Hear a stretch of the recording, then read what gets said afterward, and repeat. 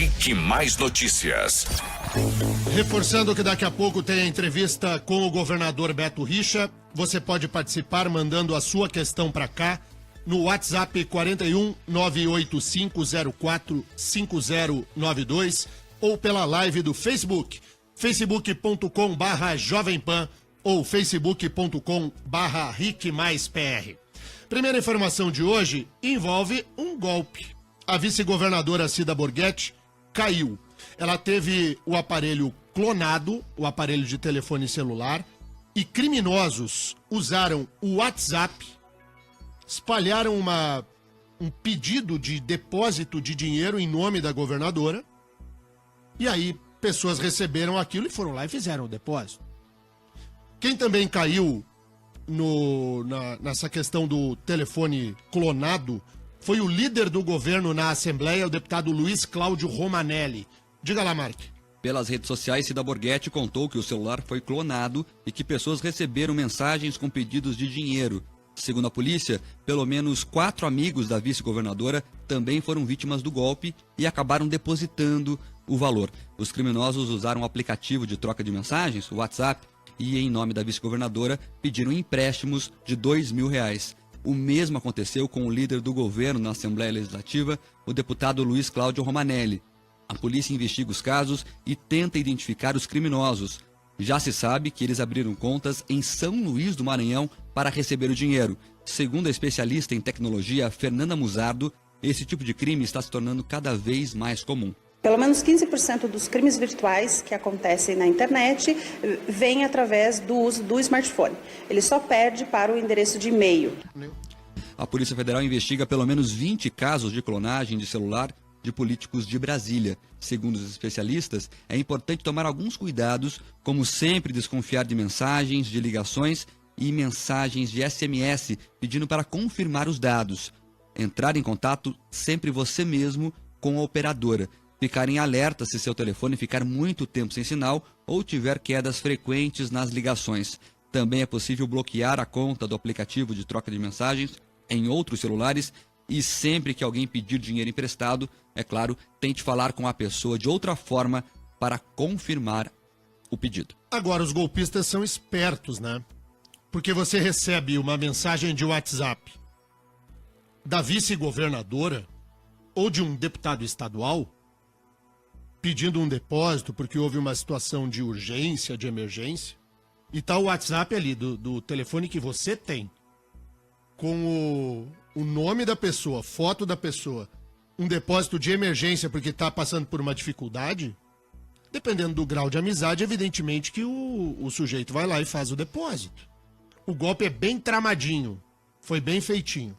Precisou aí cair na história da vice-governadora Cida Borghetti e de um deputado estadual para que a gente definitivamente abra o olho para o risco desse tipo de situação. 7h12. Ministro do Supremo Tribunal Federal, Luiz Edson Fachin, ministro aqui do Paraná, enviou para a Justiça Federal de Brasília, para a primeira instância, a denúncia contra os ex-presidentes Luiz Inácio Lula da Silva e Dilma Rousseff. Essa é aquela denúncia do chamado quadrilhão do PT. Isso sai do Supremo e é remetido ao juiz lá do Distrito Federal, da primeira instância, porque tanto Lula quanto Dilma não tem mais o foro privilegiado. Aí agora será um juiz, como o juiz federal Sérgio Moro, só que lá de Brasília, quem vai apreciar esse caso do quadrilhão do PT. Diga, Mark. Eles são acusados de participarem de uma organização criminosa. A denúncia foi oferecida pelo ex-procurador-geral da República, Rodrigo Janot, no ano passado.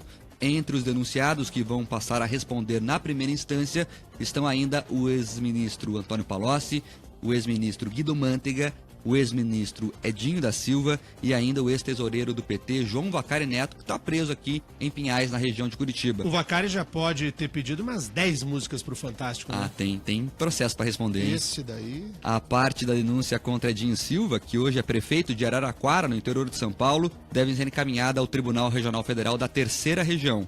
A denúncia acusa o recebimento de mais de 1 bilhão em propinas pelos petistas, no esquema de desvios da Petrobras.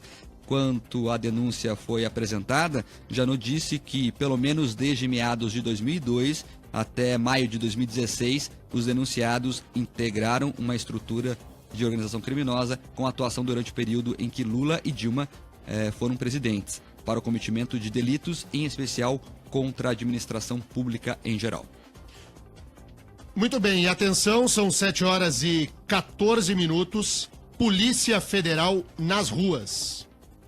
Deflagrada agora a 49ª fase da Operação Lava Jato. Operação Buona Fortuna.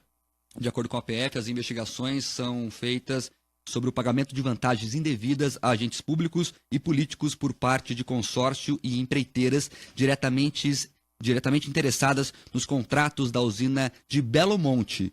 Então, os mandados são cumpridos, todas assinados pelo juiz Sérgio Moro. Daqui a pouquinho mais informações, mais uma fase da Operação Lava Jato. Dessa vez, o alvo é a usina de Belo Monte.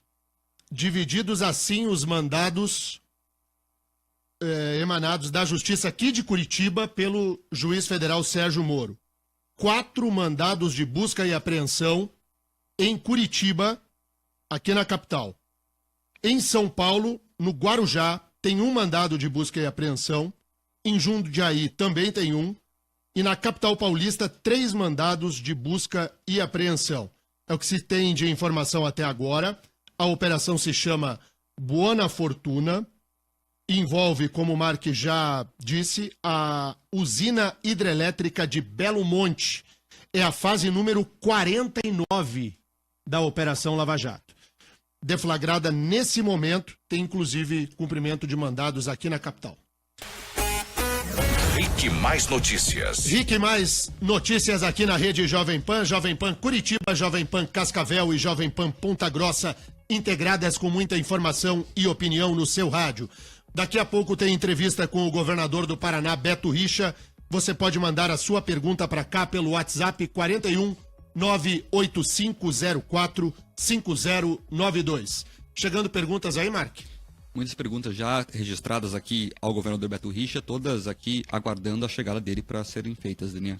Live do Facebook, quem quiser participar por lá, faz como, Terribas? Tem que acessar o facebook.com/rickmaispr e também o facebook.com/Jovem Pan. Ali tem as perguntas que você pode mandar pra gente, assistir a gente em tempo real e interagir com o programa e, claro, né, mandar a sua opinião aí pra gente. Atenção, atenção, confirmado o nome do agente político que é alvo desta fase da Operação Lava Jato. Com exclusividade, o jornal Rick Mais Notícias informa que se trata de Delfim Neto. Ex-ministro Delfim Neto é o alvo central desta fase da Operação Lava Jato. É o Delfim. Mandado de busca e apreensão que envolve diretamente o ex-ministro, um dos grandes nomes da economia brasileira, um homem que perpassou todo o período do governo militar, mas também dos governos civis. Teve influência enorme em todos os presidentes da República, desde Sarney para frente, inclusive os governos do PT.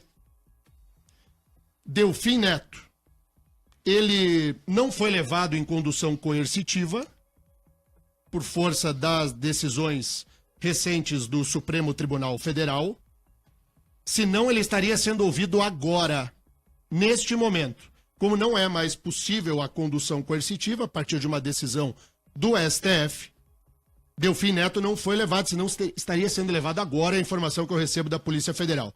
De qualquer sorte, ele é o alvo central desta 49ª fase da Operação Lava Jato. Lembrando que o Delfim Neto já declarou na própria Lava Jato que recebeu R$240 mil do Departamento de Propinas da Odebrecht. Ele mesmo disse isso durante as investigações e agora é alvo central dessa nova fase da operação.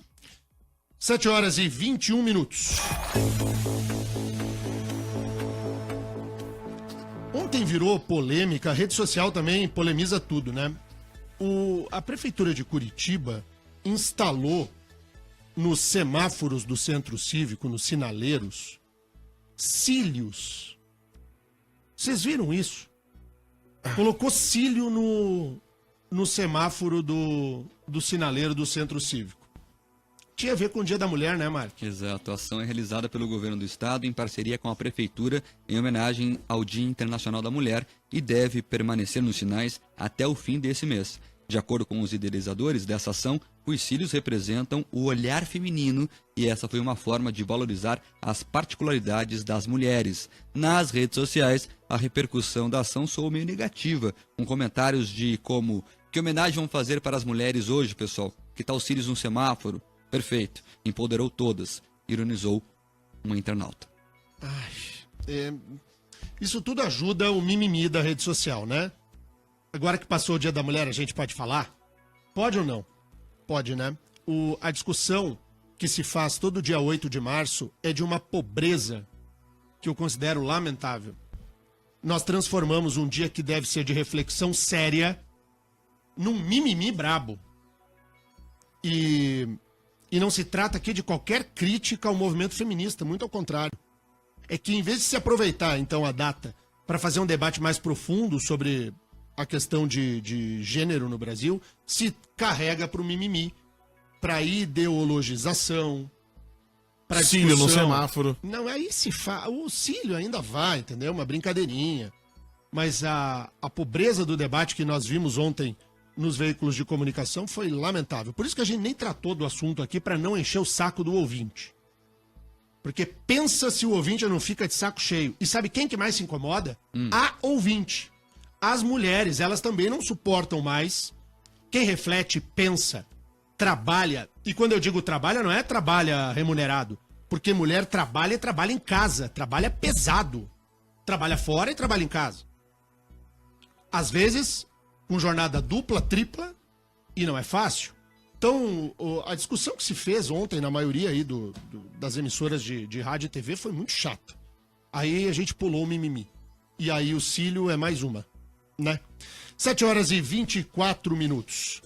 Marcos Souza, essa, aspas, confissão do Delfim Neto, isso a Polícia Federal tem essa informação desde quando? Desde 2016, Eninha, quando ele foi investigado na Operação Xepa, que é a operação que investigou o casal de marqueteiros do PT, o João Santana e a Mônica Moura. Ele revelou que recebeu R$240 mil do Departamento de Operações Estruturadas da Odebrecht, que é também conhecido como Departamento de Propina da empreiteira. O ex-ministro, na época, foi intimado a apresentar documentos comprovando os serviços prestados por ele à Odebrecht que justifiquem o pagamento do valor. Mas a polícia, ele disse que não tinha firmado um contrato de serviço, mas falou que prestou consultoria, aquele negócio. Falou que prestou o serviço, mas não tinha contrato. A Polícia Federal desde então investiga o ex-ministro na Lava Jato e agora ele é alvo central dessa nova operação da Lava Jato.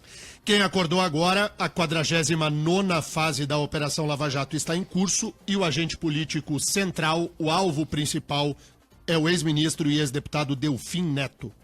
7h25. Bom, quem teve o telefone clonado foi o Romanelli, mas o Twitter do Romanelli, do deputado estadual, líder do governo, não foi. É usado por ele. Tô vendo aqui um tweet do deputado Romanelli defendendo o ex-presidente Lula, mas assim, como se do tempo do Requião fosse, sabe? Chega a impressionar, choca os olhos a defesa que Romanelli faz do ex-presidente Lula, porque ele faz a defesa do lado do avesso. Um jornalista, um colunista nacional chamado Josias Souza escreveu uma coluna de um assunto que nós adiantamos aqui neste jornal, de que o Supremo Tribunal Federal pode fazer o serviço, mudar o entendimento sobre o início do cumprimento da pena, que hoje se dá com o 2º grau para o trânsito em julgado, e isso livraria Lula da cadeia. E aí o Romanelli escreveu para o Josias no Twitter: eu não sabia que você era fascista. Ô louco. Ô louco. Né? Marcos Souza e os nossos ouvintes. Ele muita gente pedindo para comentar a invasão do MST ao Parque Gráfico do jornal O Globo, no Rio de Janeiro. A gente tem essa notícia, diga lá, Mark. Olha só, cerca de 10 ônibus com manifestantes entraram pelo estacionamento de visitantes com facões Além de pichações de cunho político, os invasores queimaram pneus em volta de um tótem com o nome da empresa. A ação durou cerca de meia hora. Em nota, as associações que representam emissoras de rádio, TV e jornais repudiaram a ação do MST. As instituições declararam que é inadmissível um grupo que se diz defender causas sociais, ameaçar e atacar profissionais que cumprem a missão de informar a sociedade sobre assuntos de interesse público. A nota ainda afirma que os atos criminosos como esse são próprios de grupos extremistas, incapazes de conviver em ambiente democrático e não pautarão os veículos de comunicação do país. O movimento dos trabalhadores rurais sem terra, ele tem desapego à democracia. O movimento dos trabalhadores rurais sem terra é um braço armado do Partido dos Trabalhadores e de outras legendas de esquerda que não serve à reforma agrária. O MST não está preocupado com terra para quem não tem terra. O MST tem como pauta o combate político, ideológico e partidário. O MST, ele é fascista. Já que se quer usar essa expressão, as táticas do MST são fascistas, antidemocráticas. É um movimento que sequer tem um líder que seja possível de criminalização. O MST faz tudo o que faz e fica tudo por isso mesmo. Na real é essa. E não venham me dizer que é ao contrário. O Stedley, que é o líder central do Movimento Sem Terra, pinta e borda neste país como se nada tivesse acontecendo. Não responde, tá tudo bem. Invadiu a Globo lá. Parece movimento de Grêmio estudantil. Invadir a Globo. Ai, Globo, golpista. Pois é, quando o PT governava o país, nunca antes na história desse país, a Rede Globo de televisão, o Jornal o Globo e as rádios do Grupo Globo ganharam tanto dinheiro público federal quanto no tempo do Lula e da Dilma. Os dois ex-presidentes encheram os cofres da Rede Globo, da TV, das rádios e dos jornais e da internet com dinheiro público. Só massa de manobra para acreditar de que o PT é contra a Globo. O Lula é filho da Globo.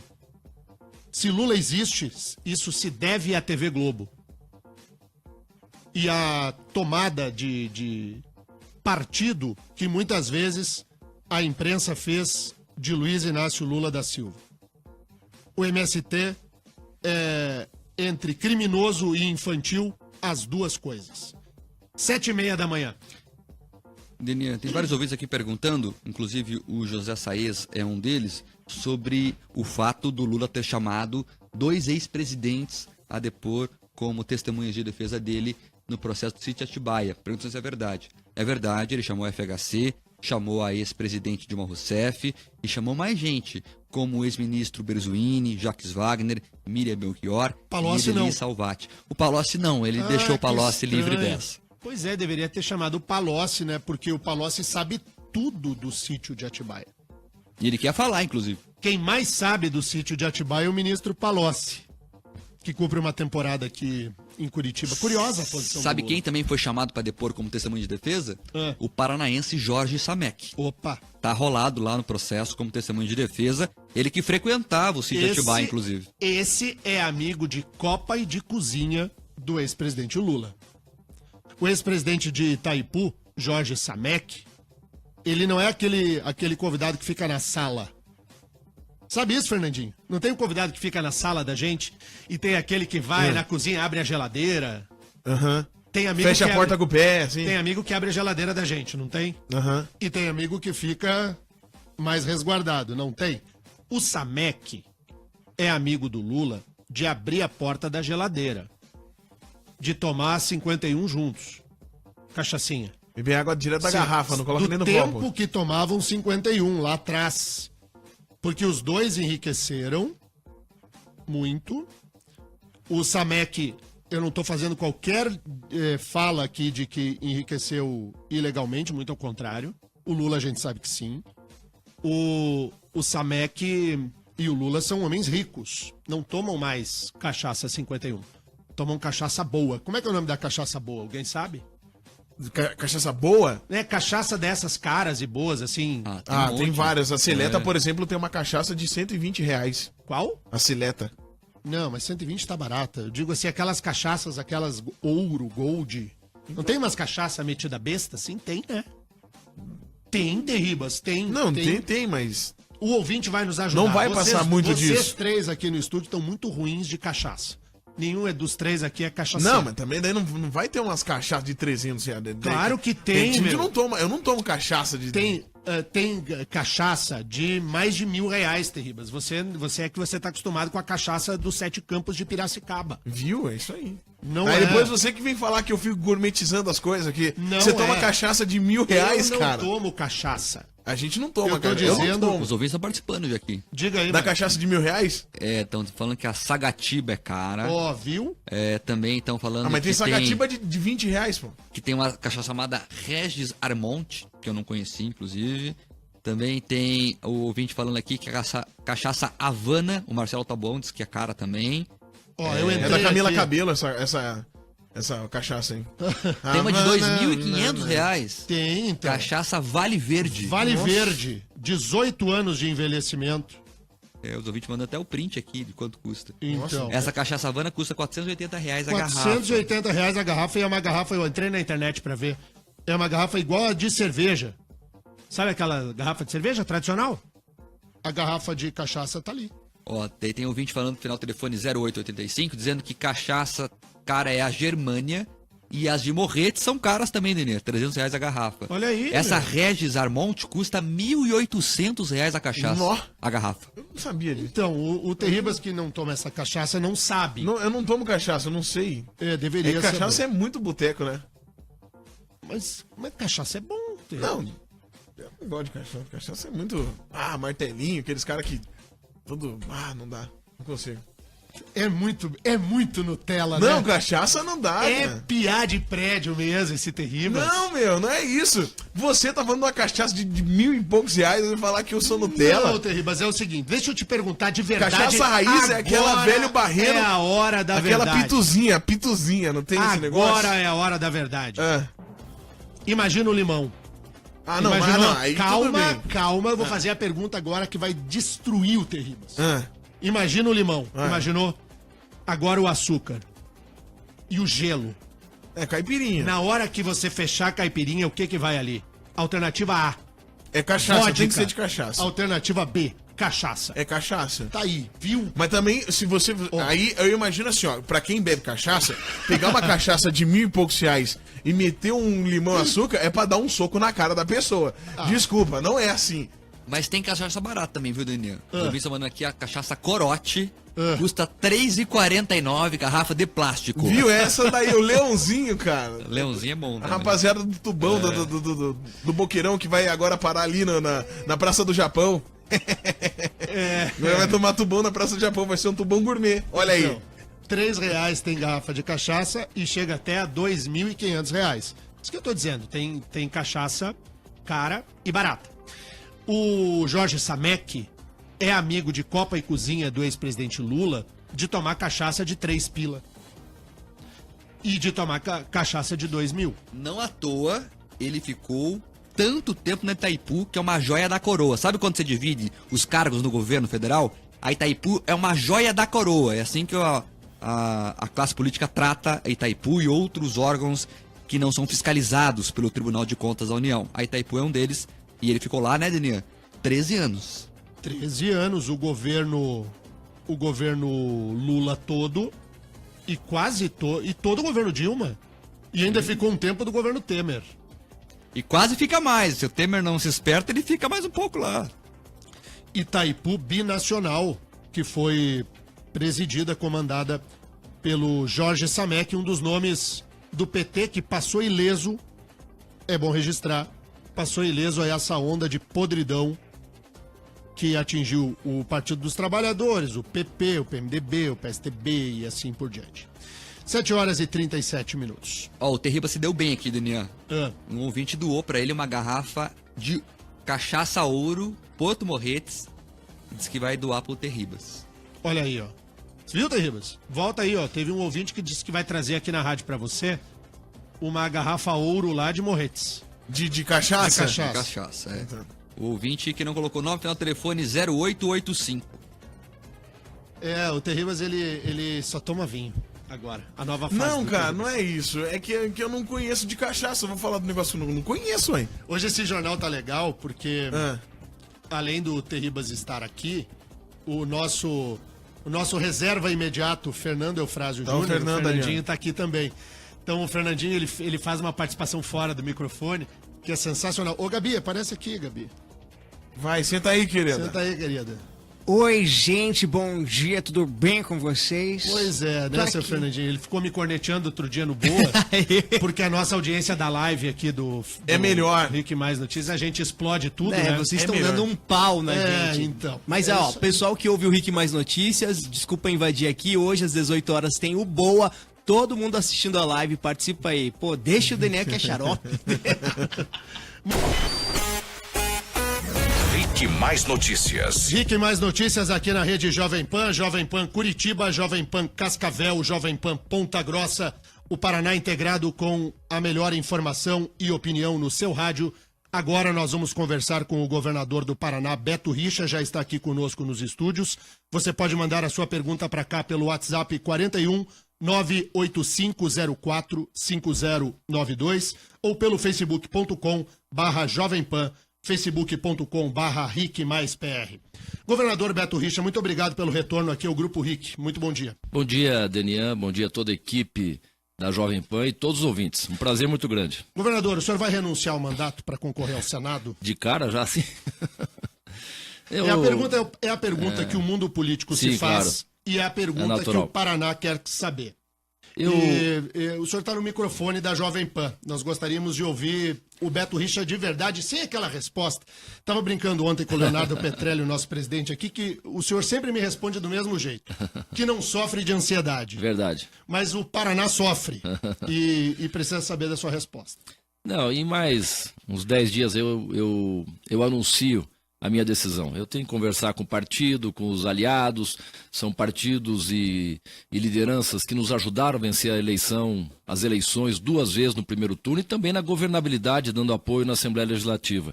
Então, antes de fechar todo esse circuito, eu não quero tornar pública a minha decisão, mas no máximo em 2 semanas todos saberão qual será a decisão, se saio do governo para disputar a eleição ou se fico até o final do mandato. O mundo político dá como certa a sua saída. É. E os sinais são esses também, né, governador? Isso o senhor pode dizer que a tendência...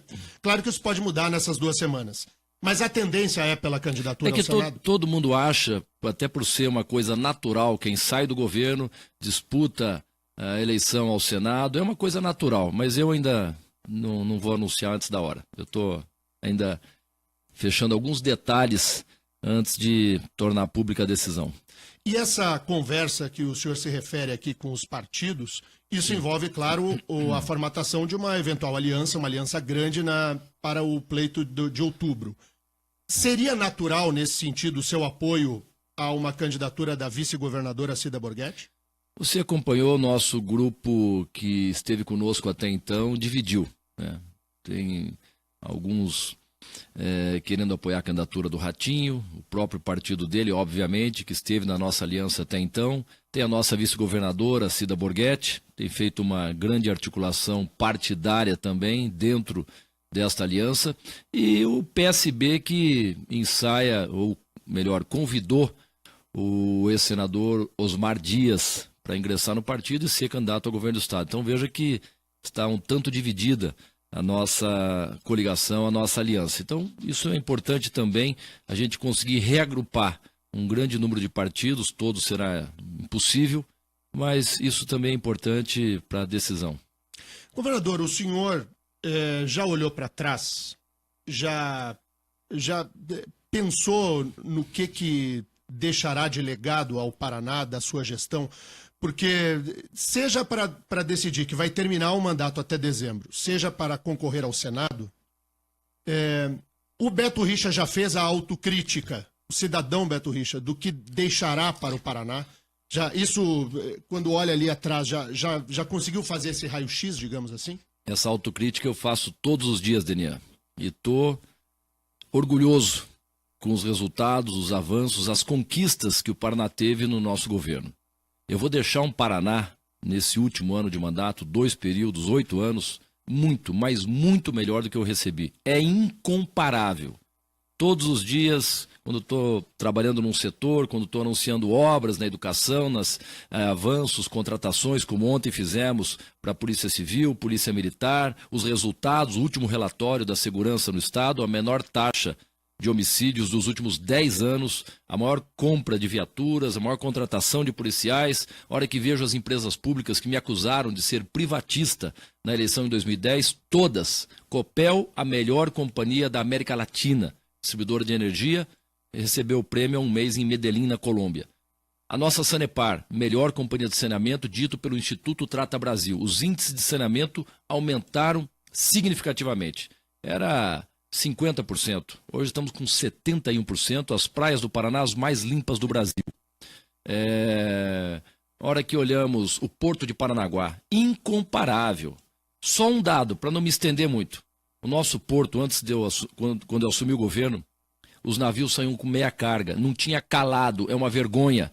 Hoje os grandes navios saem com carga completa. Todas as dragagens do porto, nós melhoramos a capacidade operacional, bilhões de reais em investimentos públicos, privados, os equipamentos, guindastes, shiploaders eram da década de 70, hoje trocamos modernos, mais velocidade no carregamento e na movimentação de cargas. Em todas as áreas. Educação, 36% das receitas do Estado investidos em educação. Não era assim antes. Saúde, 10 anos que me antecederam foram 6 bilhões e 700 milhões de reais investidos. Em 7 anos, Denian, já investimos 19 bilhões de reais. Pergunta para qualquer hospital, público, filantrópico, Santas Casas de Misericórdia, como é que é a atuação do governo hoje. Hospitais do câncer, dinheiro para custeio, dinheiro para investimento, dinheiro para equipamentos, mais de 2.500 veículos para a área de saúde, ônibus climatizados, micro-ônibus, melhor dizendo, vans, ambulâncias, foram mais de 800 distribuídas. O nosso ajuste fiscal deu certo. Pergunte a qualquer prefeito do Paraná se viu tanta obra na história da sua cidade como está acontecendo hoje. O ajuste fiscal que foi feito pelo seu governo, ao mesmo tempo que equilibrou as contas públicas, ele gerou um enorme desgaste de popularidade. É verdade. O senhor acha que valeu a pena, governador, e acha que a popularidade ela já voltou a subir, o bico do avião está de volta para cima, porque a sua popularidade foi a lona, né? Foi, é verdade. Mas é aí que a população, os eleitores devem observar.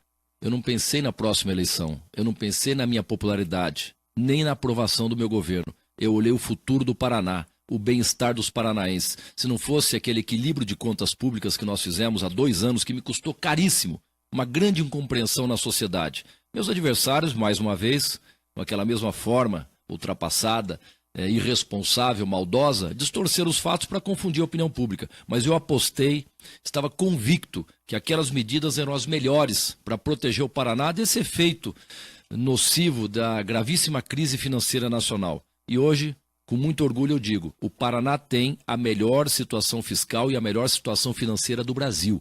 Ontem mesmo eu estava com o prefeito Rafael Greca, lá na rua Rio Jari, no bairro Alto, anunciando 15 ruas com asfalto novo, ali no bairro Alto até Boa Vista. O prefeito Greca disse que vai fazer 300 quilômetros de asfalto, perto disso. Esse número é real, governador? É real, mais de 200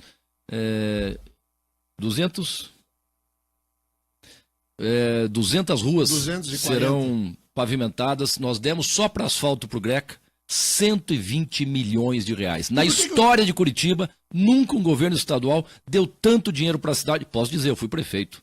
Não recebi nada do Requião, muito menos do Lula. Olha que sorte que eu dei. Governador Requião, presidente Lula. E o Requião perseguia não apenas a mim, mas os prefeitos que não eram aliados políticos do Paraná inteiro. Hoje, 399 municípios. Não olho a cor partidária, a orientação ideológica do prefeito. Todos são igualmente atendidos no meu governo. Há 2 dias eu estava lá na Cachimba, com o Greca também, anunciando lá a pavimentação da rua Delegado Bruno de Almeida. E assim várias ruas da cidade. 120 milhões para asfalto, mais de 80 milhões para 3 trincheiras na linha verde, alargamento do viaduto do Orleans, lá no São Brás, outros 40 milhões de reais. Equipamos e colocamos remédios em todas as unidades de saúde, porque quando o Greca assumiu a prefeitura, o Baracho, o secretário de saúde, chegou para mim: governador, nos ajude. Não tem dipirona nas unidades de saúde. De cara, 2,5 milhões para emergencialmente abastecer com remédios as unidades de saúde de Curitiba. A Fernanda teve ontem lá no Hospital do Trabalhador, numa grande ala, o anexo da mulher que está sendo construído, também recursos do governo do estado. Então eu estou muito feliz, muito orgulhoso. Se tiver que sair agora do governo, saio de cabeça erguida, cumpri com a minha obrigação, mesmo quando fui prefeito de Curitiba, todas as avaliações, a melhor administração do Brasil, é assim que eu governo. Sem demagogia, sem populismo fiscal, fazendo o que é necessário, porque momentaneamente posso passar por alguma dificuldade, alguma incompreensão. Mas a verdade logo aparece e hoje todos os paranaenses reconhecem que o que nós fizemos era certo. É só comparar com Rio de Janeiro, Minas, Rio Grande do Sul, a grande maioria dos estados brasileiros que estão falidos. Não tem condição de pagar a folha de servidores. E aqui nós estamos cumprindo o maior investimento da história. O ano passado já foi quase 7 bilhões. Esse ano está no orçamento 8 bilhões e 400 milhões de reais em investimentos. Isso é desenvolvimento, isso significa qualidade de vida da população. Governador, e o pedágio, hein, governador? Esse é um assunto que nós não conseguimos virar a página ainda no Paraná. Sim. É porque é muita especulação também. E agora, de novo, época de eleição, de novo vem esse assunto à tona. É sempre recorrente. Essa questão da Operação Lava Jato que atingiu o DR, eu quero que o senhor seja muito honesto e diga... Primeiro, eu não sei onde é que tem ligação com a Lava Jato. Se perguntar para qualquer advogado, eles vão dizer: Lava Jato é operação para investigar exclusivamente desvios de dinheiro da Petrobras. E como que o senhor viu essa questão no DR? E quero que o senhor diga o que já apurou e o que o Estado já sabe a respeito de uma eventual falha de natureza ética e moral dentro da sua administração. Ontem ainda conversava com um advogado que espontaneamente veio me dizer das investigações e tal. Se investiga hoje uma relação pessoal do diretor do DR com outro empresário. Então, diz que não existe ainda, ou não se apurou nenhum vínculo com as concessionárias de pedágio. Mas eu vou voltar do início, Denian. Quando eu fui candidato em 2010, eu assumi o compromisso com os paranaenses em campanha de despolitizar esse assunto, porque toda eleição a população é enganada com esse tema que é delicado na disputa eleitoral, pedágio. Isso é o pedágio que baixou a tarifa em época de eleição, só para ganhar a simpatia dos eleitores, depois retoma a tarifa anterior. São obras que foram retiradas, muitas obras no governo Requião foram retiradas do contrato, lá a 277, uns 200 quilômetros lá no oeste, um trecho mais congestionado, Medianeira-Matelândia, muitas pessoas morreram. Tem aquele acidente emblemático de crianças indo até Foz do Iguaçu para disputar um campeonato de artes marciais. Acidente, todas perderam a vida. Já está inaugurada a duplicação há 4 anos e meio no meu governo. Retomamos as obras todas com diálogo com as concessionárias, fazendo prevalecer o interesse público, porque reduzimos a taxa interna de retorno nas novas obras de cerca de 20% ou mais de 20% para 8%, 9%. E fizemos valer, resistiram, mas fizemos valer a planilha de custos do DR para a realização destas obras, que é inferior à praticada pelas concessionárias. A diferença do meu governo para o governo do Requião, você quer saber, Daniel? Qual? Primeiro que ele na campanha disse: no meu governo, se eu for eleito, o pedágio baixa ou acaba, certo? Não baixou, não acabou. O pedágio, na época dele, mais do que dobrou o valor da tarifa. Nenhum palmo de duplicação foi realizado em todo o anel de integração. Hoje, se você pegar o carro pelo Paraná, você vai ver duplicações em todas as regiões do estado. Aqui na Rodovia do Café, de Ponta Grossa até Apucarana, são 10 frentes de trabalho. Alargamento de pontes, temos viadutos e grandes duplicações. E o Requião judicializou. E sabe o que aconteceu, Daniel? Todas as ações contra as concessionárias, mais como pirotecnia, né? E demagogia, que ele é especialista nisso.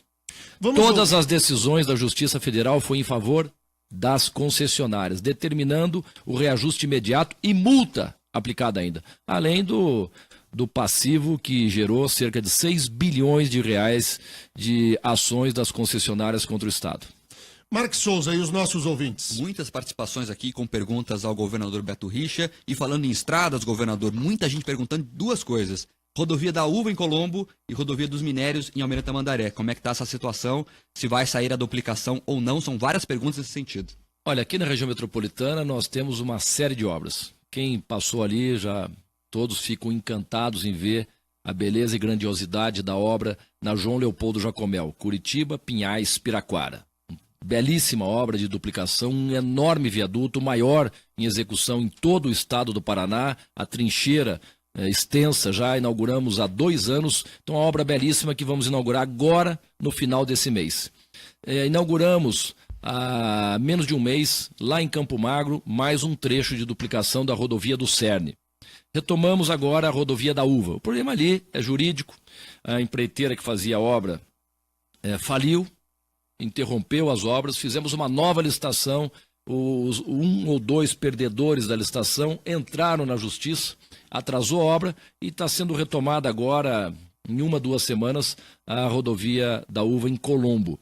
E estamos anunciando também, agora em 1 semana, 10 dias, o início das obras da tão aguardada duplicação da rodovia dos Minérios. Esta é uma grande obra que vários municípios aqui da região metropolitana estão aguardando há muito tempo. Então vejam quantas obras estão acontecendo ou para ser iniciada agora esse mês aqui na região metropolitana. Obras aguardadas há décadas. Tem outra obra muito perguntada pelos ouvintes aqui, até me surpreendeu a pergunta, que eu não sabia que o interesse era tanto, sobre a ponte de Guaratuba. Só deixa eu voltar aqui porque tem um dado importante. Essa rodovia dos Minérios é um recurso do Banco do Brasil. Um financiamento de 220 milhões de reais, que engloba esta obra, a PR 466, que está começando agora, semana que vem, em Guarapuava, e Porto Rico, lá no Noroeste, que já está em pavimentação asfáltica. Mas o detalhe é o seguinte, o Banco do Brasil completa esse ano 210 anos de existência. Uma instituição financeira respeitada e orgulho dos brasileiros. É a primeira vez na história do Banco do Brasil que empresta dinheiro a um órgão público, a um governo estadual, sem a necessidade de garantir o aval federal. Então é mais um atestado da boa condição financeira e condição de pagamento do governo do estado, na medida em que o Banco do Brasil abre mão deste aval. Vamos lá, Ponte de Guaratuba. Até esses dias eu fui criticado, mas agora no final do governo, o governo não acabou ainda. Não é no penúltimo ano que você encerra e cruza os braços, o governo continua. E foi até uma ideia minha, eu vou contar a história. Eu fui lá visitar umas obras, está belíssima, vai inaugurar agora, final do mês, a Ponte do Rio Ivaí. Eu fiquei encantado, é enorme, uma obra grandiosa. Mas quanto custou essa ponte aqui? Não é possível. 30 milhões de reais. Eu achei até que era mais. Aí eu virei para o empreiteiro, e quanto você chutaria que custaria a Ponte de Guaratuba? No máximo aí, chutando uns 150 milhões. Falei, esse dinheiro eu tenho em caixa. Aí conversei com a minha equipe, o pessoal da Secretaria de Infraestrutura e Logística, vamos fazer, vamos iniciar o processo. Lógico que não dá para talvez nem iniciar a obra, mas o pontapé inicial foi dado. Fizemos uma licitação, proposta de manifestação de interesse e avaliação da viabilidade econômica financeira dessa ponte, e já tem a empresa contratada que está fazendo o estudo e vai apresentar o estudo daqui até o mês que vem. E daí a decisão de fazer a licitação para esta obra da ponte sobre a Baía de Guaratuba, que é importante. Todo o pessoal do litoral aguarda essa obra. Governador, e as universidades do estado? A gente sabe que elas custam muito caro. O Paraná, lá atrás, não recebeu do governo federal, por exemplo, o que o Rio Grande do Sul recebeu. O Rio Grande do Sul tem universidades federais, a Bahia, tudo por aí. O Paraná fez as suas universidades, só que o custo disso é elevado. E além do que, nos últimos tempos, as universidades entraram numa espécie de guerrinha com o governo, de que não queriam abrir os seus números. Queria que o senhor fizesse um relato sobre a situação das universidades públicas do Paraná. É verdade, Daniel, quando você diz que o Paraná foi o estado brasileiro mais prejudicado. É o estado que mais investe em ensino superior quando a responsabilidade é do governo federal. Mas eu não sou contra governos anteriores que criaram as universidades, elas contribuem sobremaneira para o desenvolvimento do estado. Não podia cruzar os braços e ficar choramingando a falta de recursos federais para o ensino superior no Paraná. Temos 7 universidades estaduais. Só para dar um dado, o que isso representa. nós temos cerca de 90 mil alunos. Não, 90 mil alunos, é isso mesmo. Santa Catarina tem 12 mil alunos nas universidades estaduais. Rio Grande do Sul tem 3. Então nós temos aí cerca de 6 vezes mais alunos em universidades estaduais do que Santa Catarina e Rio Grande do Sul somados. Agora, o investimento nas universidades, o investimento é inquestionável. Tem universidades, pessoas contrárias a gente, é um foco de partidos de extrema esquerda, né, alguns mais radicais, esquerdopatas, mas não pode deixar de admitir. Quando eu assumi o governo, o número é oficial. O orçamento das universidades era de 780 milhões de reais. Hoje está no orçamento, pode ver. O orçamento das universidades hoje é de 2 bilhões e meio de reais. E o povo do Paraná tem o direito de saber onde é que está sendo investido todo esse dinheiro. E as universidades, algumas, não posso dizer, as maiores, resistiram a entrar no sistema de informação de gastos do governo que se chama Meta 4. Ué, mas o que tem a esconder? Não queremos porque o governo vai influenciar na nossa gestão. Ora, do salário do mais humilde servidor, dos secretários, do governador, está tudo ali no Meta 4. Gastos, despesas, licitações, receitas, tudo esmiuçado ali. Por sinal, o nosso portal da transparência recebeu um prêmio, né? Até esqueci o nome do órgão, mas é composto por Associação de Contabilistas, por OAB, que reconheceu os avanços no nosso portal da transparência. E eles não queriam entrar. Aí a justiça determinou que entrasse. E entraram agora. Não dá para federalizar essas universidades? O senhor empreendeu alguma conversa com o governo federal, o governo Temer, depois da troca de comando, para que a União assumisse as universidades públicas, ou pelo menos num esquema de parceria com o Estado, para desonerar tanto os custos que as universidades têm aqui ao Paraná? Não tem nem conversa, Denian. Todos esses anos nós vimos as dificuldades, nos anos recentes, então, a dificuldade financeira do governo federal, não estão conseguindo cumprir nem com as suas obrigações no que está estabelecido, as suas universidades federais, institutos tecnológicos, que dirá investir em universidade estadual ou assumir uma federalização das nossas universidades. Está colocado, conseguimos, a duras penas, o ajuste fiscal foi fundamental para isso, ampliar os investimentos nas nossas universidades. Eu tive agora mesmo, há 2 semanas, lá em Jacarezinho, na Universidade do Norte do Paraná, alguns chamam do Norte Pioneiro, a UEMP, e fizemos um grande investimento, um grande centro odontológico, onde investimos mais de 10 milhões de reais. O campus também lá em Cornélio Procópio, e assim todas do estado do Paraná. Semana passada eu recebi o reitor da UniOeste, com sede em Cascavel, o reitor Cascá. Ele me dizia, está aqui, governador, os seus avanços para a UniOeste são inquestionáveis. Aí trouxe um comparativo com o governo anterior. Disse que o Requião chamava os alunos de ratos cada vez que iam lá pedir a construção de um restaurante universitário. Não tinha nenhum. Aí ele me dizia, o senhor construiu no seu governo 7 restaurantes universitários na universidade em Cascavel e nos campos avançados da UniOeste em toda a região. Agora, o governador está afiado. Eu acho que o ouvinte já percebeu, mas eu vou sublinhar. A comparação que o governador faz todo o tempo com a administração Requião, o governador não anunciou aqui, mas anunciará logo ali na frente. A disputa ao Senado deve se dar com o governador Requião. Eu vou te dizer, Daniel, por que isso? Porque eu não posso aceitar calado, mais uma vez, a irreverência do ex-governador. Ele é especialista em desonrar pessoas, em desonrar famílias, e comigo eu não aceito. Ele apareceu de novo, lógico, esse ano de eleição. Alguém viu falar dele nesses 8 anos, que ele foi o senador que mais viajou ao exterior com dinheiro público?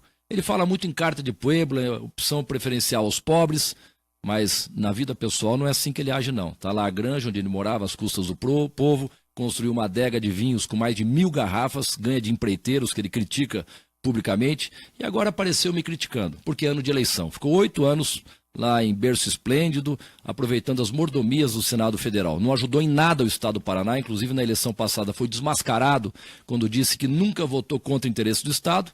E aí, numa emissora de televisão, mostraram ele na tribuna do Senado, votando contra empréstimos do Estado do Paraná. Não trouxe um figo podre para o Estado do Paraná. Só ficou aproveitando as mordomias e agora vem me criticar. E eu não aceito, calado, críticas desse senhor que eu não reconheço a sua autoridade moral.